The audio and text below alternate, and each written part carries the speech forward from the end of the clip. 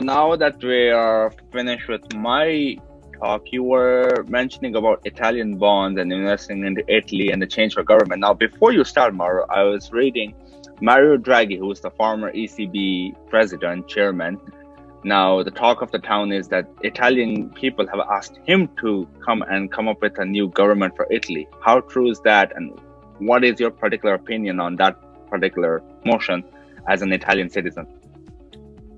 Okay, look, first, we need to clean the air on what does it mean that now Mario Draghi is actually, he's not even prime minister yet. Now he got the mandate from our president of the republic to start his period of consultation with all the parties in the parliament so that he can check whether there is a majority behind his name and he can move a motion of confidence in the parliament towards him and the cabinet that he will compose. So first, this is a preliminary part of the business that we are seeing now. In a sense, if you are familiar, with the majority of the parliamentary democracy, for example, the UK, where you have a prime minister that needs a majority of the parliament that supports him or her, then you need to have the confidence of the lower house, and usually you just need that. Like, you don't care about the House of Lords in the UK. That's it's a mostly like control / ceremonial chamber. In Italy, instead, every government, every cabinet needs to have the confidence of the lower house and of the Senate, the upper house. Mm-hmm. And for the composition of these two, many times there are issues due to the electoral law that we have.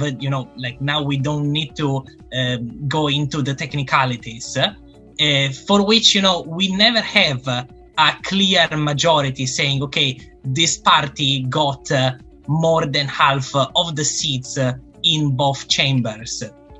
And then, because of this, you always need to have this situation in which, as also in other countries happens, but having two chambers overcomplicate stuff twice as much as it would have already be, and getting the majority in both, you need to involve different parties that has, of course, different ideas, conflicting ideas, and this gives us an instability that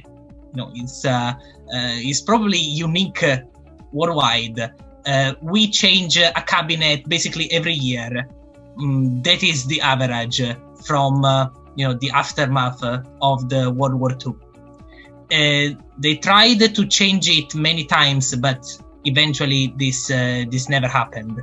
And we will see how what's next. If a cabinet lasts for more than a couple of years, is already kind of a miracle. And this we experienced this a couple of times in the last 10 years, and was already quite strange. And this the legislature that we have now has a composition of parties that is extremely difficult to put together, because we started the legislature after the election in March 2018 with a majority taking the single parties that would be anti-Euro, anti-establishment, populist, kind of a Brexit on steroids. That was the feeling. And then there were some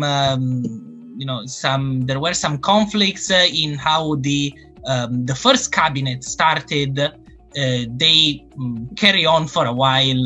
Then there was a turnaround, and then after the pandemic, now the situation was not sustainable again. The last government lost the majority in the Senate, and now the solution is either going back to the election, but that would mean not having a cabinet like with full powers in the crucial moment of the vaccination period, of managing the next generation EU from like the funds from the European Union and so on and so forth.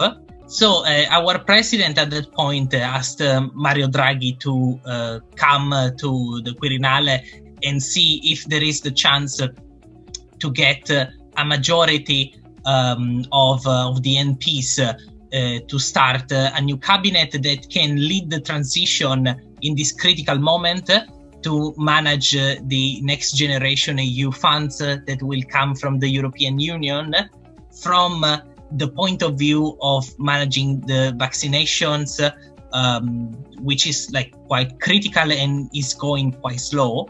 Also, we have a social crisis, since many people are out of job and don't even know if they can get another job like anytime soon, that are on benefits. An economic crisis, since we are deep in recession, not to say other words, and also we have an educational crisis. In Italy, it's been almost a year that the kids don't go to school. They just stay at home, following the classes on Zoom or similar ways, and it's not the same thing. So there are definitely many challenges, and in this situation, I'm very happy because finally we have a person that is worldwide recognized, that can give us a standing, a credibility to manage this particular transition. I just hope that the parliament from which he needs to get the confidence from will give him the chance to manage the country and lead us outside of this crisis. I understand. And your personal opinion on Mario Draghi, do you believe that he is the right man for the job? Is he suitable enough for this particular job? What's your personal opinion? Well, honestly, it's difficult to ask for someone more qualified, because he has been in the Italian bureaucracy for decades. Okay. He was first the director of the Ministry of Finance.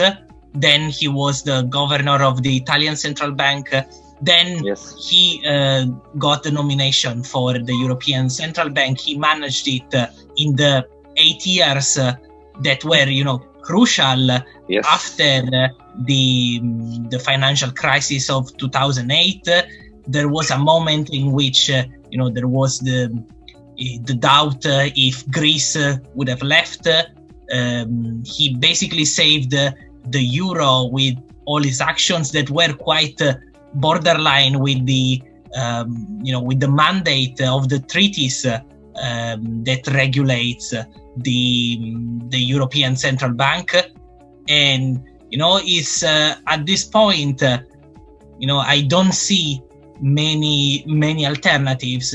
Of course, there are other excellent people that could have been called in this moment. Of course, Italy is quite huge, and there isn't only him, but to manage this special time, I don't think there would be anyone more qualified than him. So from this point of view, I couldn't be happier.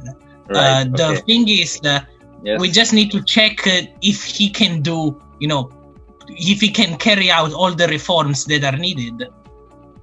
now the fact that Mario Draghi has actually accepted that mandate as well, what about the Italian stock market and Italian bonds and Italian investments? So what do you feel and how do you feel going forward? I remember at the start of last year, 2020, just before COVID struck, Italian markets were quite high. And then after COVID, they dropped substantially. So after that, it was a huge investment opportunity to invest in this Italian FTSE MIB, Italian stock market. So going forward, how do you see, would that have an impact on the stock market, the fact that Mario Draghi has now accepted the mandate? Yes, definitely. It's the acceptance of the mandate gives the impression, gives the feeling that the situation will go towards a stability. So he gave the markets, some reasons to be optimistic, and that the stock exchange is basically humans, people like betting on the future. And if you have a situation where you have some more reasons to be optimistic that we will not have any more people saying we should leave the euro, that we should leave the European Union, and all of this crazy things, it definitely gives us some fresh air, and it's much easier for people to say, okay, I can put my money, part of my money in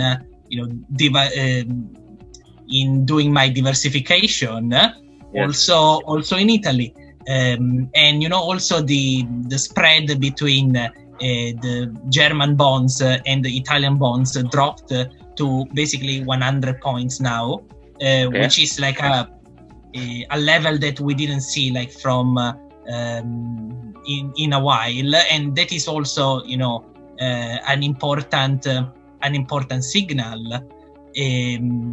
It's the most I think this time is the moment to regain trust, because we were already not in great shape before the pandemic.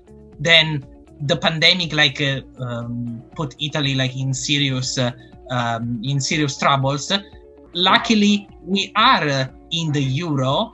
We are in the European Union that, in this case, was with us, saying, that there will be these additional funds, that this will be used, to do some good debts for new infrastructures, for to invest productively in the future and modernize our economy, which we desperately need. Yes. And in this case, having someone with this standing, with this credibility, on which everyone can more or less appreciate, despite few people that of course will be always against any one of this establishment, whatever you want to call it. But we just need someone that says, okay, we are here, take a deep breath, we are not going anywhere, we will stay within the European Union, within the euro, no problem about that. We will manage our debt in a considerate way. We will do productive investment with these additional funds, and let people regain trust. This is the only thing that we can do, regaining trust. And then after a moment of distension, of relative calm, I hope that he could also embark in some reforms, to simplify the bureaucracy and so on. This is my hope for the future, but for now I would be satisfied even if we have some stability at least until December. I see. Interesting thoughts. Thank you so much for your inputs today, and again, I'm looking forward to the scope that Italy has to offer. So what would you recommend? Would you recommend investing in Italy as a country now? Yes, look, there are definitely some areas in which you can look at. From the pharmaceutical, there were different companies that have been cooperating in this. In the automotive sector, definitely there is space for growth. There are different areas where you can have quite good margins. We just need to, as I said, go back to a situation of relative calm, so that people can trust us in this way. And also, this is a good moment for shopping online, for investing, and give more options since most people are still at home. They're not back to the office, so many habits changed during the pandemic, and these changes are here to stay. It's not like everything will go back to normal even after the vaccination, etc. That will take place definitely will not be something that will be over, not even at the end of this year. I think we will go over for at least a couple of years with this, to go back to a total normality in a sense. So all of these changes, I think we can pivot to this, and see what we can do. And if you want to have a chat on how to open a company in Italy, or where to invest, how to manage this or that, feel free to reach me. As you can see my accent. Actually, my native language is Italian, so I can help you with that. And of course, Rishi, I don't need to tell our viewers, to call you for your financial expertise. So, as always, feel free to contact us on our channel or social media, and Mauro is doing a great job as well of linking Italy with China and China with Italy. So if you want to diversify your portfolio and want to include Italy, then feel free to contact Mauro. And as an Italian native, I'm sure he knows more than me of where to invest and what to do. So yeah, thank you so much for your input today. And it was a very interesting chat, Mauro. Good to know that, Mario Draghi has accepted the mandate, and hopefully, going forward, because Italy has suffered quite heavily since the last 12 years, since the financial crisis.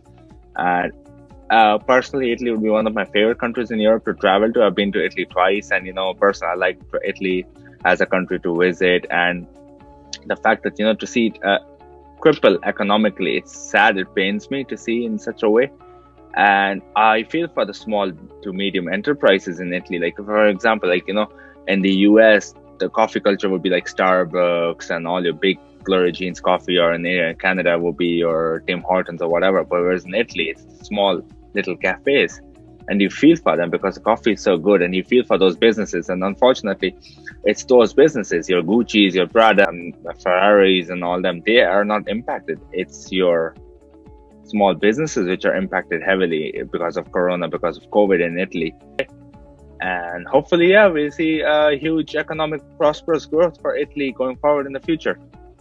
And once again, thank you so much for joining us, viewers. And if you have any questions, feel free to comment and share with us. Thanks so much for watching today's vlog, and we'll be more than happy to answer any questions that you have. Thank you so much, Mauro, for your time. Thank you.